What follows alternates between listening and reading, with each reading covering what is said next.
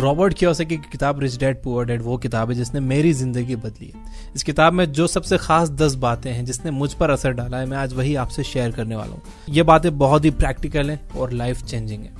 Video को like करने में कंजूसी मत करना, और अगर आप अपने कमेंट पर मुझसे हार्ट चाहते हो तो 1 घंटे के अंदर इस पर कमेंट करिए। हार्ट तो मिलेगा ही, शायद मैं रिप्लाई भी कर दूँ। तो बिना किसी डिले के डायरेक्ट आते हैं काम की बात पर। तो सबसे पहली बात है, हम सब अपने एक्सपीरियंस से सीखते हैं।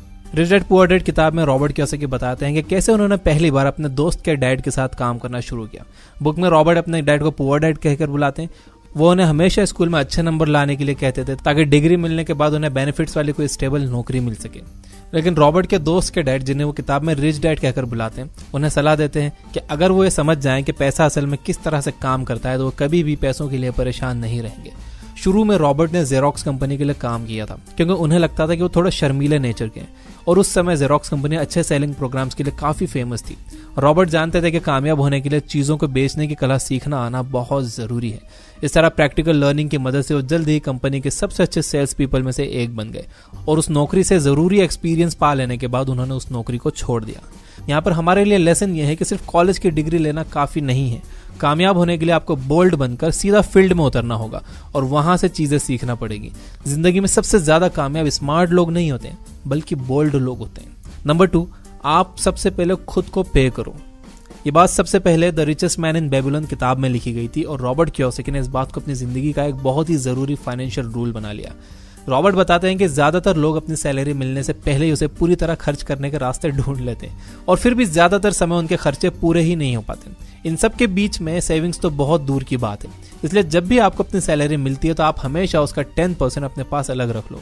इस 10% को आप सेल्फ पेमेंट की तरह समझो, लेकिन इसका मतलब ये नहीं है कि आप इन पैसों को अपनी मर्जी से कहीं भी उड़ा दो। इसकी बजाय आपको इन पैसों को हमेशा किसी एसेट या इन्वेस्टमेंट में लगाना चाहिए जो बाद में आपके लिए पैसिव इनकम का काम करेगा। पैसा कमाने का मकसद सिर्फ उसे खर्च करना नहीं, बल्कि फाइनेंशियली इंडिपेंडेंट बनना होना चाहिए। अगर आप फाइनेंशियली इंडिपेंडेंट बनना चाहते हो तो आपको सबसे पहले खुद को पे करने की आदत बनानी पड़ेगी। नंबर 3 है, आप किसी भी चीज के बारे में ये मत सोचो कि आप उसे नहीं पा सकते हो, बल्कि खुद से यह सवाल पूछो कि आप उसे कैसे पा सकते हो। बचपन में रॉबर्ट के पुअर डैड उन्हें अक्सर ये कहते थे कि हम ये नहीं खरीद सकते, हम वो नहीं खरीद सकते, लेकिन उनके रिच डैड ने उन्हें ये सिखाया कि हमें कभी भी ये नहीं कहना चाहिए कि हम ये नहीं खरीद सकते, वो नहीं खरीद सकते। इसके बदले उन्हें खुद से ये पूछना चाहिए कि वो उस चीज को कैसे खरीद सकते हैं। रिच डैड ने यह बात इसलिए कही थी क्योंकि जब आप भी खुद से कहते हो कि आप कोई चीज नहीं पा सकते हो तो आपका दिमाग पूरी तरह से इस बात को मान लेता है और उस चीज को पाने के बारे में सोचना बंद कर देता है। लेकिन जब आप खुद से पूछते हो कि आप किसी भी चीज को कैसे पा सकते हो तो आपका दिमाग उस चीज को पाने के नए रास्ते ढूंढने लगता है। इस तरह के सवाल आपके दिमाग को जवाब ढूंढने के लिए मजबूर करते हैं। नंबर 4 है, फाइनेंशियल इंटेलिजेंस सीखना बहुत जरूरी है। चाहे आपके पास कितने भी पैसे हों, अगर आपके पास फाइनेंशियल इंटेलिजेंस नहीं है तो आपके सारे पैसे बहुत ही जल्द खत्म हो जाएंगे, जैसा कि अक्सर लॉटरीज और केबीसी जीतने वालों के साथ होता है।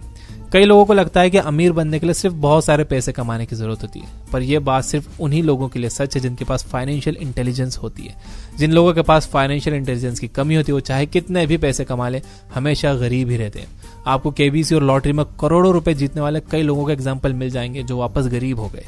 अगर आप अमीर बनना चाहते हो तो इसके लिए आपको फाइनेंशियली इंटेलिजेंट बनने की जरूरत है। फाइनेंशियल इंटेलिजेंस पैसों के काम करने के तरीकों को समझने से आती है। कई सारे लोग फाइनेंसिंग के बारे में कुछ नहीं जानते। उन्हें यह भी नहीं पता होता कि उनसे कितने पैसे टैक्स के रूप में लिए जा रहे हैं या उनका नेटवर्थ कितना है। कई सारे पढ़े लिखे लोग फाइनेंशियल लिटरेसी की कमी की वजह से अब भी रेट रेस में फंसे हुए हैं। रॉबर्ट का मानना है कि लोगों में फाइनेंशियल लिटरेसी की कमी की सबसे बड़ी वजह है मौजूदा एजुकेशन सिस्टम। वो ऐसा इसलिए कहते हैं क्योंकि स्कूलों में कभी भी फाइनेंशियल एजुकेशन नहीं दी जाती। स्कूल लोगों को प्रोफेशनल नॉलेज देता है, पर यह कभी उन्हें अपना फाइनेंस हैंडल करना नहीं सिखाता। अगर आप फाइनेंशियली इंडिपेंडेंट बनना चाहते हो तो इसके लिए आपको अपने अंदर फाइनेंशियल इंटेलिजेंस डेवलप करने की जरूरत है। और रॉबर्ट कियोसाकी की ये book rich dad poor dad और ये पूरी वीडियो फाइनेंशियल इंटेलिजेंस के बारे में ये और अगले 6 पॉइंट्स बहुत इंपॉर्टेंट है, तो लास्ट तक जरूर देखना। नंबर 5 है, लायबिलिटी की जगह एसेट खरीदो। रॉबर्ट लायबिलिटी और एसेट के बीच का डिफरेंस बहुत ही आसान शब्दों में बताते हैं। कोई भी चीज जो आपकी जेब से पैसे निकलवाए वो लायबिलिटी है, और वो चीज जो आपकी जेब में पैसे डाले वो एसेट है। रॉबर्ट आगे बताते हैं कि कई सारे लोग फाइनेंशियल नॉलेज की कमी की वजह से एसेट की जगह लायबिलिटी खरीदते रहते हैं। ये लोग महंगे मोबाइल, टीवी, बड़े घर और गाड़ियां लॉन्ग टर्म इन्वेस्टमेंट समझकर खरीदते हैं। भले ये चीजें उनके नेटवर्थ से जुड़ जाएं, लेकिन ये एसेट्स नहीं है, क्योंकि ये उनके जेब से पैसे निकलवाती है, ना कि उसमें पैसे डालती हैं। यहाँ पर बात घर की भी हो रही है। रॉबर्ट कहते हैं कि अगर आपका घर आपके जेब में पैसे नहीं डाल रहा है तो वो एक लायबिलिटी है। एसेट नहीं है, लेकिन अगर आपके घर से आपको रेंट आ रहा है तो वो घर आपकी एसेट है। इसके अलावा ये जो लायबिलिटीज हम खरीदते हैं, टाइम के साथ इनकी वैल्यू भी घटती रहती है। अमीर आदमी हमेशा अपने पैसों को असली एसेट्स में इन्वेस्ट करते हैं, जैसे कोई intellectual property, business, real estate, stocks, bonds etcetera. आम आदमी या गरीब आदमी हमेशा अपने पैसों को लायबिलिटीज खरीदने में खर्च कर देता है। अगर आप फाइनेंशियली इंडिपेंडेंट बनना चाहते हो तो आपको अपनी लायबिलिटीज कम करनी चाहिए और एसेट्स को बढ़ाना चाहिए। नंबर 6 है, जो पैसे आपने एक बार एसेट्स में इन्वेस्ट कर दिए उन्हें आप कभी भी निकाल कर खर्च मत करिए। आप उस ऑनर के बारे में क्या सोचेंगे जो अपने उन एम्प्लॉयज को निकाल देता है जो उसके लिए लगातार मेहनत करते हैं और उसको काफी प्रॉफिट भी कमा कर देते हैं। आपके एसेट्स इन्हीं एम्प्लॉयज की तरह होते हैं। जब आप किसी एसेट में इन्वेस्ट करते हो तो आपके पैसे लगातार बिना रुके बिना सोए आपके लिए काम करते हैं, वो और ज्यादा पैसा कमा कर आपको देते हैं। इसलिए रॉबर्ट कहते हैं कि आप अपने एसेट से पैसे तभी निकालो जब आप उन पैसों का कुछ और बेहतर इस्तेमाल कर सकते हो। रॉबर्ट ऐसा इसलिए कहते हैं क्योंकि जब आप अपने एसेट्स को बेवजह लिक्विडेट करते हो तो आपके पैसे जल्दी गायब हो जाते हैं और आप ज्यादा पैसा कमाने की अपॉर्चुनिटी गवा देते हो। इसलिए एक बार एसेट्स में इन्वेस्ट कर देने के बाद आपको उसमें से पैसे नहीं निकालने चाहिए। एसेट्स में से पैसे निकालने की बजाय आपको ये सोचना चाहिए कि आप कैसे इसमें और ज्यादा पैसे इन्वेस्ट कर सकते हो, जिससे आप अपने इन्वेस्टमेंट से और ज्यादा पैसे कमा पाओ। नंबर 7 है, माइंड योर बिजनेस। रॉबर्ट के पढ़े लिखे गरीब डैड हार्डवर्क में बिलीव करते थे।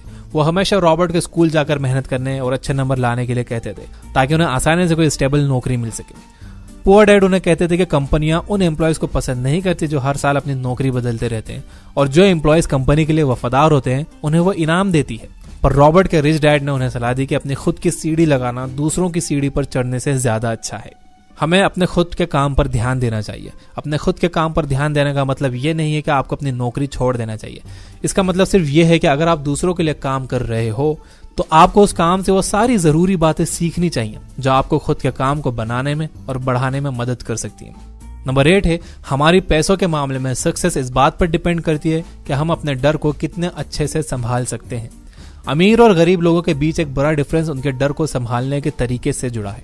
आपको याद होगा कि कैसे बचपन में साइकिल चलाना सीखते समय आप कई बार नीचे गिरे थे। अभी भी कई सारे एडल्ट्स को साइकिल चलानी नहीं आती, और ऐसा इसलिए नहीं है कि उन्हें कभी साइकिल चलाना सीखने का मौका नहीं मिला, बल्कि उन्होंने साइकिल चलाना सीखा ही नहीं क्योंकि वो गिरने से डरते थे। बहुत से लोग इसी तरह कई सारी जरूरी अपॉर्चुनिटी गंवा देते हैं क्योंकि उन्हें रिस्क लेने से बहुत ज्यादा डर लगता है। पर सच ये है कि कोई भी बिना रिस्क लिए कामयाब नहीं होता। रॉबर्ट बताते हैं कि कैसे रिच डैड हमेशा ये सोचते थे कि हार उन्हें और ज्यादा मजबूत और पहले से ज्यादा समझदार बना देती है। वो जिंदगी को एक साहसी आदमी की तरह जीते थे और हर हार के बाद उनके जीतने की चाहत और ज्यादा बढ़ जाती थी। आमतौर पर आप हमेशा जीतने से पहले हारते हैं, और फिर यह आप पर निर्भर करता है कि आप डर की वजह से खुद को फाइनेंशियली इंडिपेंडेंट बनाने से रोक देते हो या उस डर को हरा कर जिंदगी में जीत जाते हो। नंबर 9 है, आर्ट ऑफ सेलिंग सीखिए। इस किताब में रॉबर्ट एक जर्नलिस्ट से बात करते हैं जिसके पास इंग्लिश लिटरेचर में मास्टर्स की डिग्री होती है। रॉबर्ट बताते हैं कि जब उन्होंने जर्नलिस्ट को सेलिंग सीखने के बारे में सलाह दी तो वो शर्मिंदा हो गई थी। रॉबर्ट मानते हैं कि वो एक बेस्ट सेलिंग ऑथर इसलिए हैं क्योंकि उन्हें चीजों को बेचना आता है, ना कि इसलिए क्योंकि वो बेस्ट ऑथर हैं। अगर आपको चीजें बेचना नहीं आती हैं तो इससे कोई फर्क नहीं पड़ता कि आप कितने स्किल्ड हैं, आप हमेशा गरीब ही रहोगे। अगर आप अमीर बनना चाहते हो तो चीजों को बेचने की कला सीखना बहुत जरूरी है। आजकल के सारे प्रोफेशनल और एंटरप्रेन्योर सिर्फ अपने फील्ड में ही सबसे ज्यादा अच्छे नहीं हैं, बल्कि उन सब ने बेचने की कला को भी सीखा है। आपको अपने कंफर्ट जोन से निकलकर सेलिंग और नेटवर्किंग सीखनी होगी, तभी आप अपना खुद का कोई बिजनेस कर पाओगे। नंबर 10 है, आप खुद से ज्यादा समझदार लोगों को काम पर रखो और उन्हें उनके काम के लिए अच्छे पैसे दो। इस किताब में रॉबर्ट बताते हैं कि एक अच्छा एंटरप्रेन्योर खुद से ज्यादा समझदार लोगों को काम पर रखता है। लोग सबसे बड़े एसेट होते हैं। बहुत ही कम बिजनेसमैन इस बात को समझते हैं कि एक एक्सपीरियंस्ड और एक खुश एम्प्लॉय उनके लिए पैसों से भी ज्यादा बड़ा एसेट है। अगर आप एक सक्सेसफुल एंटरप्रेन्योर बनना चाहते हो तो आपको अच्छे ब्रोकर और अच्छे एम्प्लॉय को हायर करना चाहिए, उन्हें अच्छी सैलरी देना चाहिए। कई सारे लोग खुशी खुशी वेटर्स और सिक्योरिटी गार्ड को टिप दे देते हैं, पर जब उनके खुद के एम्प्लॉय उनसे सैलरी बढ़ाने की मांग करते हैं तो वो बेहद गुस्सा हो जाते हैं। रॉबर्ट कहते हैं कि एक एम्प्लॉयर को एम्प्लॉय की सैलरी उनके बढ़ाने की मांग करने से पहले ही बढ़ा देनी चाहिए। जब आप ऐसा करते हो तो आपके एम्प्लॉयज काम के लिए काफी मोटिवेट हो जाते हैं और अपने काम को और लगन से और मेहनत से करते हैं। इस तरह से वो आपके लिए और ज्यादा पैसा कमाते हैं। सो गाइज, ये थी 10 बातें from the book rich dad poor dad by Robert Kiyosaki. ये एक बहुत ही अच्छी किताब है फाइनेंशियल इंटेलिजेंस पर। आपको फाइनेंशियल इंटेलिजेंस पर और बुक्स पढ़ना चाहिए अगर आप रियली फाइनेंशियल इंटेलिजेंट बनना चाहते हो तो। ये बुक ऐप पर ऐसी बहुत सारी दुनिया भर की बहुत फेमस और बहुत अच्छी बुक्स की हमने समरीज अपलोड की है हिंदी में, तो आप ये बुक ऐप डाउनलोड कर सकते हो। डिस्क्रिप्शन में लिंक है और उस पर डिस्काउंट चल रहा है, उसका कूपन कोड भी डिस्क्रिप्शन में है। तो अब आप इस वीडियो को लाइक कर दो और मैं इसे कर देता हूँ समराइज। नंबर 1 है हम सब अपने एक्सपीरियंस से सीखते हैं। आपको कुछ भी काम करना है तो उसके लिए एक्सपीरियंस बहुत जरूरी है। मैं तो ये कहता हूँ कि अगर आपको कहीं फ्री में भी जॉब करना पड़े, अगर आप कर सकते हो, पैसे की आपके पास कमी नहीं है, फ्री में भी जॉब करना पड़ रहा है तो कर लो, सीखने को मिलेगा। नंबर 2 है सबसे पहले आप खुद को पे करो। खुद को पे करने का मतलब ये नहीं है कि जो पैसा आप खुद को पे कर रहे हो वो उड़ा दो, नहीं, खुद को पे करो, उसे सेव करो और उसे इन्वेस्ट करो एसेट्स में। नंबर 3 आप किसी भी चीज के बारे में ये मत सोचो कि आप उसे नहीं खरीद सकते हो, बल्कि आप खुद से ये पूछो कि आप कैसे उसे खरीद सकते हो। जब आप अपने स्टेटमेंट के सामने कैसे वर्ड लगा देते हो तो आपका माइंड फिर आंसर ढूंढने लग जाता है कि कैसे आप वो काम कर सकते हो। नंबर 4 है फाइनेंशियल इंटेलिजेंस सीखना बहुत जरूरी है। यस, अगर आपको पैसे कमाना है, अमीर होना है और अमीर बने रहना है तो आपके पास फाइनेंशियल इंटेलिजेंस होना बहुत ज्यादा जरूरी है। इसके अलावा कोई चारा नहीं है। नंबर 5 है लायबिलिटी की जगह एसेट खरीदें। भूल जाओ कि आपके दोस्त के पास कौन सा फोन है या आपका फोन उससे सस्ता है, उसका महंगा है। नो, भूल जाओ। आपको अगर असली अमीर बनना है, दिखावे वाला नहीं, असली अमीर बनना है, लायबिलिटीज पर खर्च करना बंद करो और एसेट्स में इन्वेस्ट करना शुरू करो। नंबर 6 है जो पैसे आपने एक बार एसेट में इन्वेस्ट कर दिया आप उन्हें फिर कभी खर्च मत करो। इसका मतलब यह है कि जो पैसे आपने एसेट्स में लगा दिए और वहां से आपको पैसा आ रहा है तो आप उस एसेट्स को बेचकर पैसा मत निकालो। वो एसेट्स आपको जो पैसा दे रही है आप वो पैसा इस्तेमाल करो, ना कि उस एसेट्स को ही बेच के वो पैसा निकाल लो। नंबर 7 है माइंड योर बिजनेस, यानी कि आप अपने खुद के काम पर भी ध्यान दो। आप जॉब कर रहे हो तो ठीक है, जॉब इसलिए करो क्योंकि आप सीखना चाहते हो, और अपने खुद के काम पर भी ध्यान दो। नंबर 8 है हमारे पैसों के मामले में सक्सेस इस बात पर डिपेंड करती है कि हम अपने डर को कितनी अच्छी तरह से संभाल सकते हैं। याद रखिए कि अगर आप रिस्क नहीं ले रहे हो तो आप सबसे बड़ा रिस्क ले रहे हो। नंबर 9 है आर्ट ऑफ सेलिंग सीखिए। It's a very important skill, इसके बिना आप अपना बिजनेस बड़ा नहीं कर पाओगे। सो आर्ट ऑफ सेलिंग सीखिए। आर्ट ऑफ सेलिंग पे भी बहुत सारे बुक्स हैं, डाउनलोड करिए यह बुक ऐप, उस पर आपको बहुत सारे बुक्स मिल जाएंगी सेलिंग के बारे में। नंबर 10 है आप खुद से ज्यादा समझदार लोगों को काम पर रखो और उन्हें अपने काम के लिए अच्छे पैसे दो। Just like I am doing, यही मैं कर रहा हूँ। यह बुक ऐप के लिए मैंने अपने से बहुत ज्यादा समझदार लोगों को काम पर रखा हुआ है और वो अपने अपनी फील्ड के मास्टर लोग हैं। जैसे कि जो वॉइस आर्टिस्ट हैं उन्होंने डिस्कवरी चैनल के लिए, जी टीवी के लिए, न्यूज चैनल्स के लिए बहुत फेमस लोगों के लिए वॉइस ओवर्स किए, तो वो लोग वॉइस ओवर दे रहे हैं ये बुक ऐप पर। राइटर्स हैं, बहुत बड़े जर्नलिस्ट, बहुत अच्छे राइटर्स, बहुत अच्छे रीडर्स लिख रहे हैं ये बुक ऐप के लिए, इसीलिए कंटेंट में दम है वहां पे।